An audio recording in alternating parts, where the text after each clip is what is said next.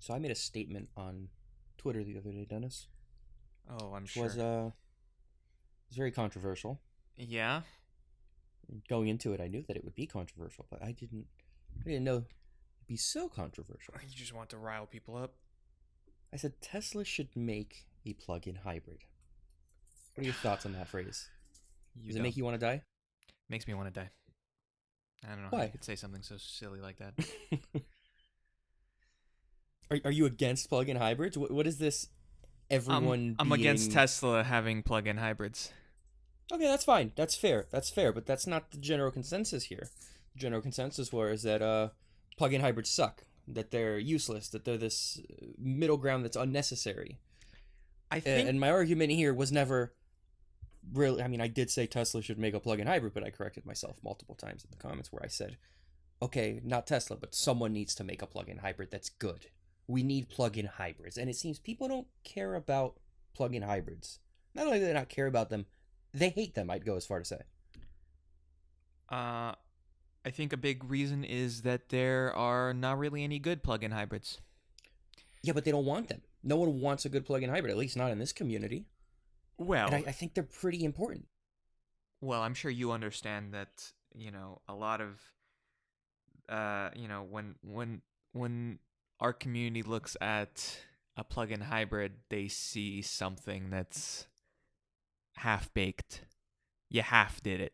You didn't go all the way with having a full battery electric car. So for many people, I feel like when they see plugins, they look at it as a half-assed vehicle, Yeah, half but it's not finished. impossible to make a good plug-in hybrid. And I don't know why Correct. they're seeing it this way. Well, I think if Tesla made a plug-in hybrid, it would be, again, this is an assumption, but it would be a good plug-in hybrid. It would probably be the best plug-in hybrid, which I think we do need better plug-in hybrids. because I think for a plug-in hybrid to be an acceptable, somewhat acceptable uh, compromise to a full electric car, it has to have a decent all electric range.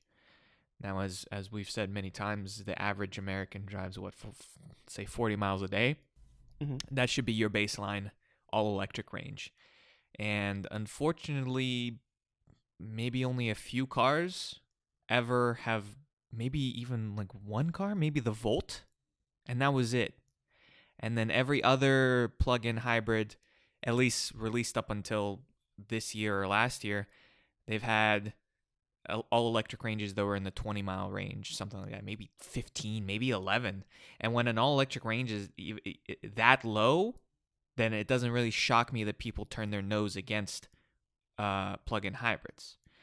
Uh, Yeah, but 5 years ago, who would have thought we'd see a 500 ranged uh, electric car? True. That seemed out of reach too. I don't know why you would just think that 100 miles on a PHEV is impossible. That's Well, a silly because assumption. no one's done it, That's my and whole argument, though. Someone should do it. Why y'all gotta and behead me? but I feel because I think to put in the effort to get a good all electric range in a plug-in hybrid, like the research and development you have to do into those electric motors and to have that battery, you're almost, it's going to be the same technology, just more in a regular battery electric car.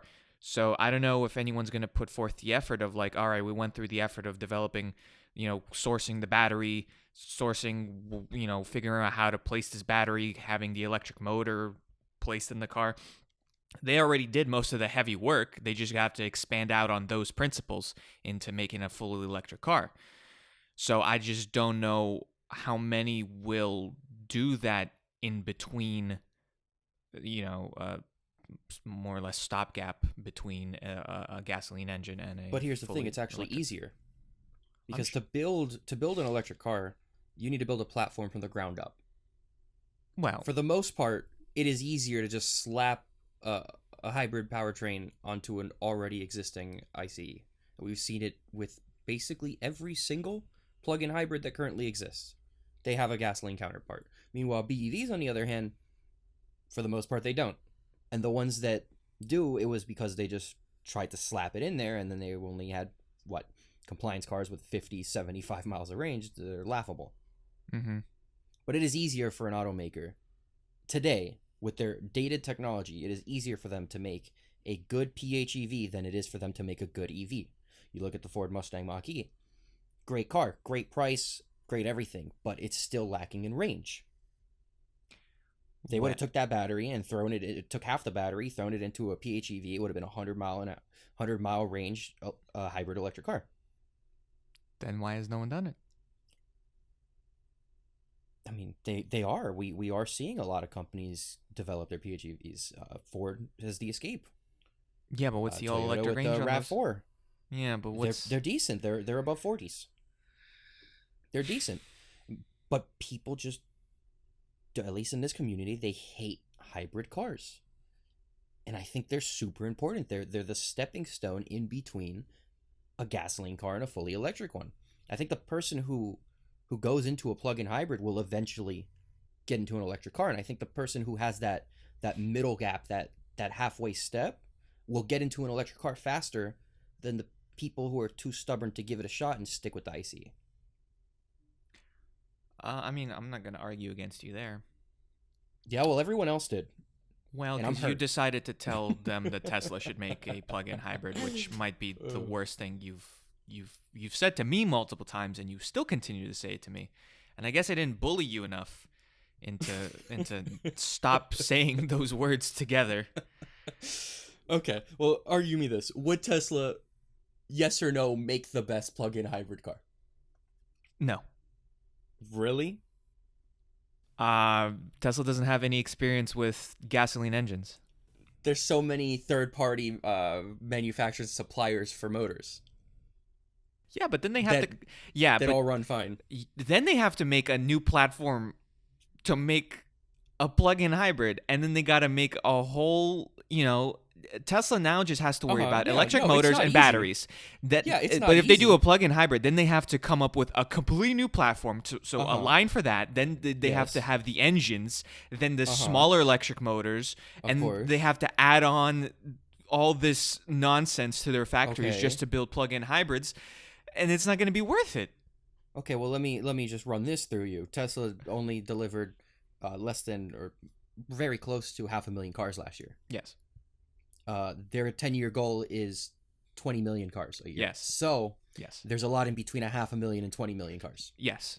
No matter what, they're going to have to develop new cars. No matter what, they're going to have to develop new technology. No matter what, they're going to have to exponentially increase production facilities, everything. Probably. If they have to do it regardless. Yes.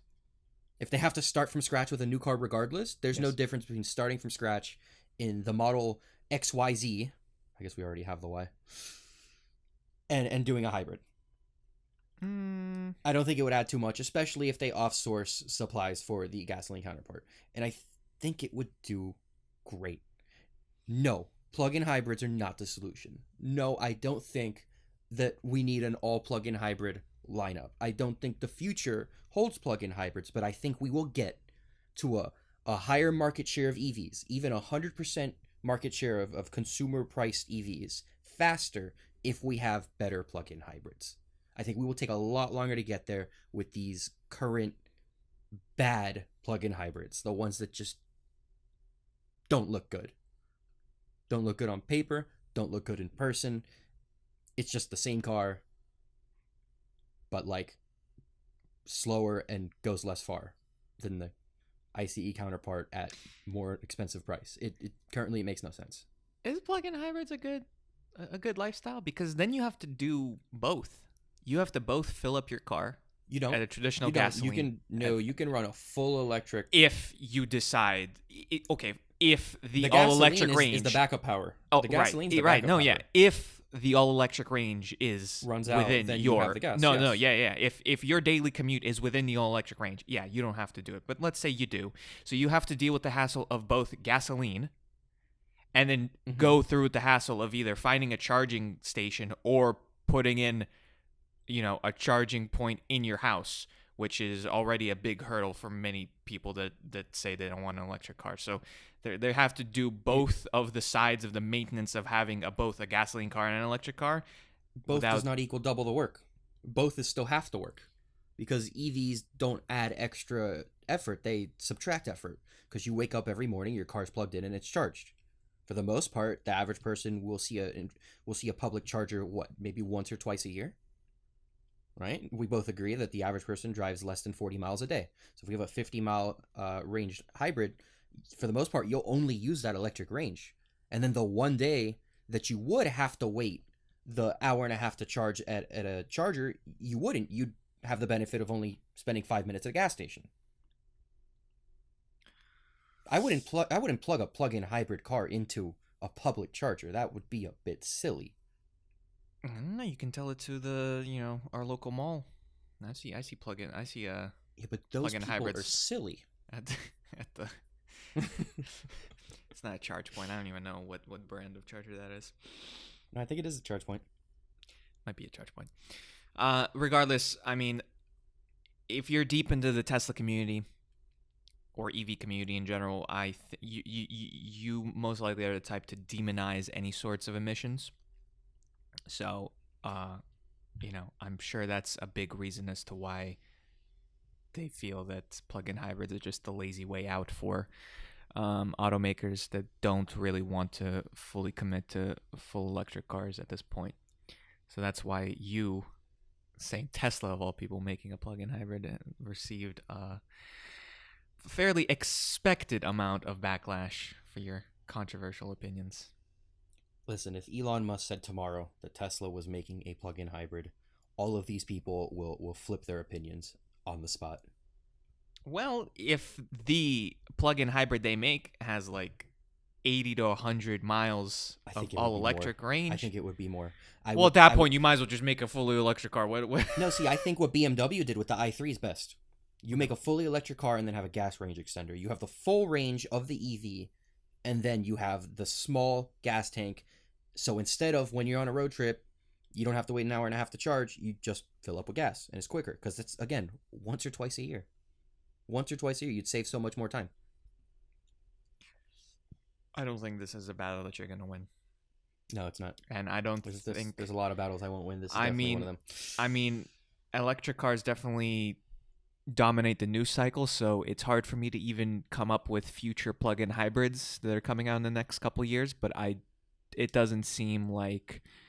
At the very least, brands aren't putting a lot of hype into future plug-in hybrids, so I don't think we'll get to that point where we see, Chevy Volt type cars with very large amounts of all-electric range, but then a gasoline engine as well. Maybe if the Mazda MX-30 is anything to go off of, maybe the Japanese will do it, because the Mazda MX-30 only has 124 miles of range, and then will offer a range extender through gasoline rotary engines. So maybe Toyota, Honda, and all of them will ride that train with you. But from what I see in the American brands and European brands, it doesn't seem like plug-in hybrids are going to be very popular in the future. I don't really care who does it, but okay, I want a good plug-in hybrid. What about all the people that simply can't have an EV today? We use your dad as an example a lot. Mm-hmm. He drives an excessive amount of miles. Mm-hmm. One might say too many miles. One might say too many miles. He cannot get into an EV today. Probably not even a 500 range Model S. No, doesn't have a charger at the apartment. Doesn't have a charger at work. But he could get into a plug-in hybrid. And would that be worse or better than just a straight ICE? It would be better. Okay. What about the people who are still questioning EVs, that don't fully trust the tech, that don't understand? We have this battle to fix EV misconception and infrastructure knowledge and charging knowledge that the regular consumers just don't have. Mm-hmm. It is so much easier to sell someone on a halfway point than it is to fix these errors in their mind. Well, and then once they have it, and once it's there, and once they try it out, and they realize, wow, I drove 13,000 miles this year, which is the average miles driven a year, mm-hmm. and of that, I only used 5 gallons of gas. The rest was all fully electric. I think then they'll be like, I guess I can make a a move to a fully electric car. I think a lot of people who buy plug-in hybrids today will not be buying a plug-in hybrid the second time around. I think they will shift to fully electric cars. Probably it would be an interesting study to find. But Well, go study it. Start counting. Walk to the local dealer and start a tally. Start calling dealers. How many plug-in trade-ins did you get? I'm gonna ask Elon Musk on Twitter. I don't see a con. At all. There is a con. People will say that the effort they put into plug-in hybrids should have just been put into more battery electric vehicles. That will be your con. I'm not saying replace the effort. Well, there's a finite amount of effort anyone or anything not can every give, automaker and if you're going to divide it up, as of today, not every automaker is going full electric. So you can't add a con to a con that already exists. If they take that half of the business that's you're right. So they're ICE, already halfway going into battery electric, and you want to halfway that halfway. No. I want a half into... from the other side. Because again, battery electric cars need to be built from the ground up. So if I take, let's say, 50% of Ford's business structures into EVs currently, I want to take 25% of the ICE's 50%. Because it's easier to slap a gasoline motor in a battery electric motor into an already existent ICE platform than it is the other way around. It's hard to slap a motor into an electric car. It wouldn't make sense for them to do. It wouldn't make sense for Ford to make a plug-in hybrid Mustang Mach-E now that they have the fully electric variant. They would have to build the platform from the ground up. Now, on the other hand, it'd be very easy, or not very easy, but easier for them to slap a plug-in hybrid version of the regular Mustang that already exists as an ICE. So it would only increase EV effort. It's not adding to the BEV effort, but it's increasing overall EV effort, which will in turn increase battery efforts, help with supplies, help with technology, innovation, and all that. I don't see cons. Well, you can call up all the CEOs and ask them what's up. Jim Farley, hit me up. Elon Musk, don't make a plug-in hybrid. Everyone will hate you. Don't hit him up. Do not hit us up. Well, at least don't hit us up for that. I forgot what Mr. Volkswagen's name is. Would you buy a plug-in hybrid before buying a fully electric car? Right now. Assuming that you can put 100 miles of range into any car that's currently available. Not based off of current lineup. Because again, the argument is we currently have a dog poo-poo pile of PHEV options. So, assuming you could just slap 100 miles of range into any ICE, would you choose that over the currently available range BEV? Is a lot. Well, that's what I mean when I say a good plug-in hybrid, like the BMW i3. That has over 100 miles of range, and it has a gasoline motor. Why would I say I want a good plug-in hybrid and then say, yeah, I want, instead of 20 miles, 22 miles?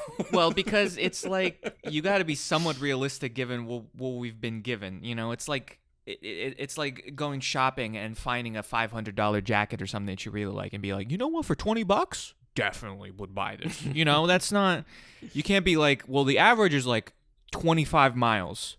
But let's hypothetically say it's 100 miles. Anymore. You're no longer arguing my argument because my whole argument is I want a better. That's like me going to my dad and being like, "Well, okay, Dad, I know the Model 3 is like 300 something miles, 350 miles, and for you apparently that's not enough. But what if it was 1,000 miles? Would that be enough for you?" And then he'll be like, "Well, damn, son, I guess 1,000 miles, but that is way over the current capabilities we have. You're really forcing my hand into this." A Perda? Yeah, but a Perda looks. Got 1,000 miles. Yeah, but a Perda's a barely Aptera, whatever it is. It's barely a car. Barely a car. It's 3 wheels. I need 4 wheels. That's 25% less than a car. That's 25% less than a car. It's only a car. Well, we know the EV option. So let's say a 5-year outlook. We know what's coming out in 5 years. Everyone except really Tesla. Of those options, of those future options, assuming again you could put 100 miles into any ICE today, are you still choosing an electric car? In my current living situation, probably not. Yeah, in your current, because I would say your current living situation would probably be the United States average apartment living. I don't have the stats on that, but I'm going to say a lot of people live in apartments. Probably not. But I can't. The Now, electric cars being would offered you? are more exciting. I want to say. Now, here's the If question. So, right now in your current yeah, living situation, you can't have an electric car. That's just fact. well, Right? You without would have to go out of your way. without going out of my way. It would be more of a hassle than a convenience. An EV should be a convenience. As of right now, today, you cannot have an electric car. Mm-hmm. Would you choose a plug-in hybrid over an ICE counterpart? Assuming same price, assuming same car. If there was a good one, and I mean, Yeah, good again, one, the not same not 100 only mile range not average. on, no, not 100 only mile because of average. range, but just an exciting car too. Because most Well, whatever car plug-in you would hybrids consider buying. are like, Corollas, Camrys, a No, but RAV4. whatever ICE you'd be looking at, Mhm. if that car also had a plug-in hybrid variant at a 100-mile range, would you choose the straight-up gasoline version or the ICE version? Well, I'm once sorry. again, You know what I mean. in this unrealistic hypothetical where they're both the same price, then yeah. Okay. But you just threw out a lot of. A You lot want of them to have hypotheticals, yeah. 100 miles of range. You want to be the same price as the ICE car. Well, okay. Well, plug-in hybrids currently have a huge premium on them. Yeah. Not because they're worth more. Actually, their resale's a little better, but it's because the battery cost. Mhm. But as we've seen with Ford and companies continuing to develop batteries, costs are coming down. I believe Ford stated that they're not going to lose any money on the Mustang Mach-E, Mhm. which is kind of impressive given Ford's low margins, since half the car's profit goes to the dealerships versus the manufacturer. Mhm. So we're getting to that point where plug-in hybrids will come down in comparable cost to ICEs. I think plug-in hybrids will come closer to ICE costs faster than BEVs will. That's another argument to be made.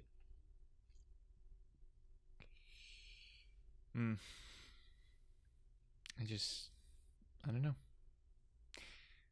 Maybe I don't know. Maybe in the 2030s we'll see. Ironically, maybe hype for all electric cars will kind of die down over the next decade, and everyone who's really into electric cars will have bought one. But then the rest of the, Luddites who don't want to have something that doesn't have a gasoline engine in will be the only market left to sell to, and then maybe that's when plug-in hybrids will come into their own. But for the time being, it feels like there's enough hype for electric cars to have companies justify not putting too much effort into their plug-in hybrids, because everyone wants an electric car at this point, or at least there's a big enough market. A lot of people are waiting for that electric car that's going to do 1,000, 2,000 miles of range, and they can't commit until some ridiculous number like that is achieved, if ever achieved. Mm-hmm. But a lot of those people also would buy a plug-in hybrid today if they were good.